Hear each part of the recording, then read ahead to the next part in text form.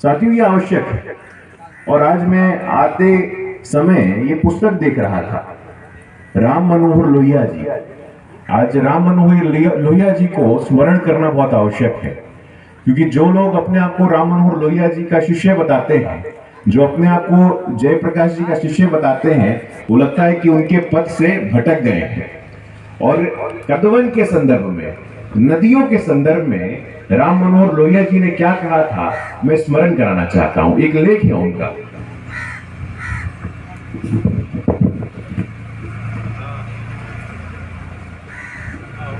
उनके लेख से मैं पढ़ना चाहता हूं और आग्रह करूंगा कि ध्यान से सुनिएगा। उनका लेख है नदियां साफ करो। उसमें नदियों के संदर्भ में उन्होंने कुछ बातें बोली हैं। क्योंकि मेरा परिचय शिक्षक के नाते भी कराया, तो मुझे लगा कि पुस्तकों के आधार पे ही, पुस्तकों में जो महापुरुष अपने अनुभवों को साझा करते हैं, उनसे हम सबको सीखने का अवसर प्राप्त होता है। तो मित्रों, लोहिया जी कहते हैं, हिंदुस्तान का मौजूदा जीवन और पुराना इतिहास सभी बहुत कुछ नदियों के साथ साथ चला है। तो नदियों का महत्व क्या है हमारे जीवन में, हमारी संस्कृति में? नदियों का महत्व कोई आज से नहीं है, ये वर्षों से चला आ रहा है, सदियों से चला आ रहा है। और लोहिया जी इस बात को कहते हैं। लोहिया जी कहते हैं, अगर मैं राजनीति ना करता तो मैं स्कूल में अध्यापक होता और नदियों के इतिहास को समझता। लोहिया जी आगे कहते हैं, राम की अयोध्या सरयू के किनारे, कुरु और पंचाल और मौर्य, जो कि बहुत बड़े साम्राज्य रहे, कुरु, पंचाल और मौर्य, गंगा के किनारे, मुगल और शेरसैनी नगर और राजधानियां यमुना के किनारे। हमारे पूरे इतिहास में, हजारों वर्षों के इतिहास को खंगाल के देखिएगा तो आपको पता चलेगा, जो भी प्रमुख संस्कृतियां, सभ्यताएं रही हैं, वो सब नदियों के किनारे रही हैं। उसका क्या कारण है? उसका कारण है कि नदियों का हमारे मन मस्तिष्क में एक महत्व है। आगे कहते हैं कि 12 मास पानी के कारण, विशेष जलवायु के कारण, हो सकता है कि विशेष संस्कृति के कारण ऐसा हुआ हो।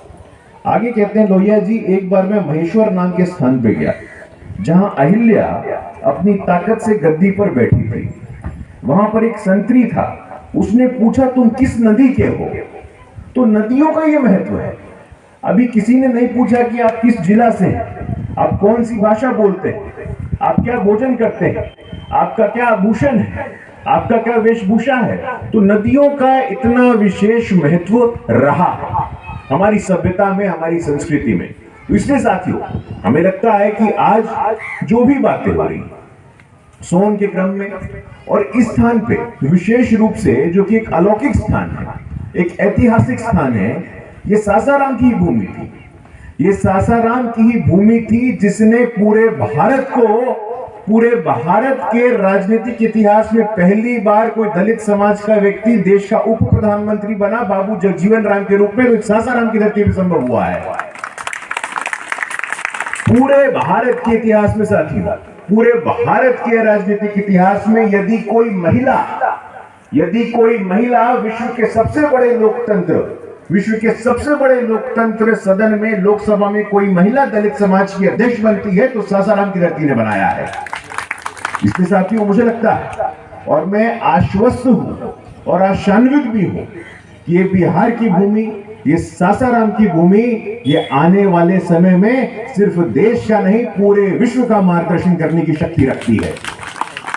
हमारा इतिहास, हमारी संस्कृति है, हमारी सभ्यता है।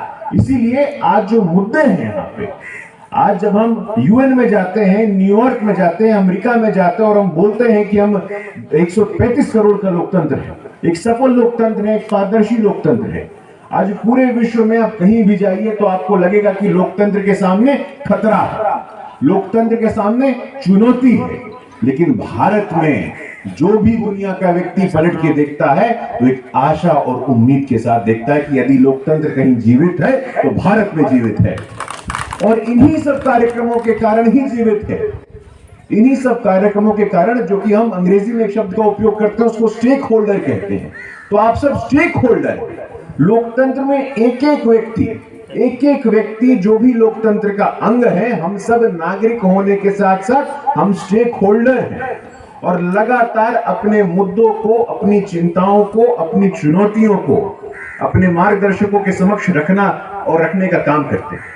इसलिए साथियों, केंद्रीय जल आयोग हो और केंद्रीय जल आयोग के साथ साथ जो 3 प्रदेश का मामला, तीनों प्रदेश का जो नेतृत्व है, तीनों प्रदेश में जो सरकारें हैं, तीनों प्रदेशों में जो विपक्षी दल हैं, अलग अलग दल के लोगों को, अलग अलग एनजीओ के लोगों को, अलग अलग सिविल सोसाइटी के लोगों को, पुरुषों को, महिलाओं को, सामाजिक संगठनों को साथ आना पड़े।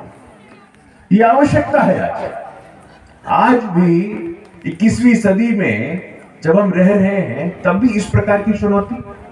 मुझे बताया गया कि भाई इतने अलौकिक स्थान होने के बावजूद, इतना विहंगम दृश्य है, ये कैमूर की पहाड़ी है, यहाँ सोन नदी है, लेकिन उसके बावजूद रहने खाने पीने की दिक्कत हो रही है।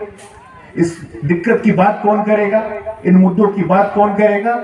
इसीलिए साथियों, ये बहुत जरूरी है हम लोगों को आने वाले समय में भी सामाजिक मंच बना करके, और केबी न्यूज ने जो ये प्रयास किया है कि हम सब स्टेक होल्डर, हम सब अलग अलग पॉलिटिकल पार्टी के लोग, हम सब अलग अलग विचारधारा के लोग एक मंच पे कैसे आए, तो इस मुद्दे ने हमें जोड़ा है और इस मुद्दे ने हमें जोड़ करके हमें आगे का रास्ता दिखाया है कि आगे भी किस प्रकार से हम ये अन्य पूरे भविष्य में भी ऐसे बहुत सारे कार्यक्रम होंगे, ऐसे कार्यक्रम करने होंगे, छोटे बड़े 2 3 4 5 लोगों के कार्यक्रम करने होंगे, खपना होगा हम लोगों को। शायद हमारी पूरी की पूरी पीढ़ी खप जाएगी।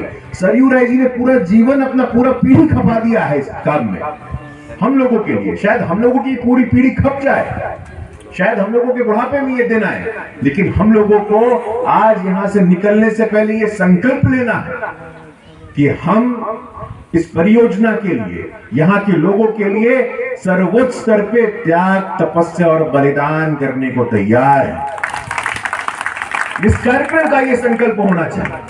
हम सब के संकल्प में ये शक्ति होनी चाहिए कि हम सब जो आज यहां बैठे हैं, इस परियोजना के लिए लगातार अभियंता हो, सभ्य समाज हो, सरकार हो, पॉलिटिकल पार्टी हो, मीडिया हो, आज हम में इतनी शक्ति है कि हम सामूहिक दबाव पैदा कर सकते हैं और सामूहिक दबाव पैदा करके सरकारों को, चीफ मिनिस्टर्स को, मुख्यमंत्रियों को साथ बिठा करके यहाँ की समस्याओं से अवगत कराएंगे। और सिर्फ अवगत नहीं कराएंगे, एक टाइम फ्रेम के तहत, एक टाइमलाइन के तहत एक डेडलाइन देंगे कि 6 महीना, 8 महीना, 10 महीना, 2 वर्ष, 3 वर्ष, 4 वर्ष, चाहे जितना समय लगे, लेकिन इस परियोजना को सफल होते हम जीते जी अपने आंखों के सामने देखना चाहते हैं। इसलिए साथियों, मुझे लगता है कि आज पॉलिटिकल कार्यक्रम नहीं है, लेकिन जो अपने आप को लोहिया जी के स्वघोषित शिष्य बताते थे, जो अपने आप को जयप्रकाश जी के स्वघोषित शिष्य बताते थे, वो भ्रमित हो गए।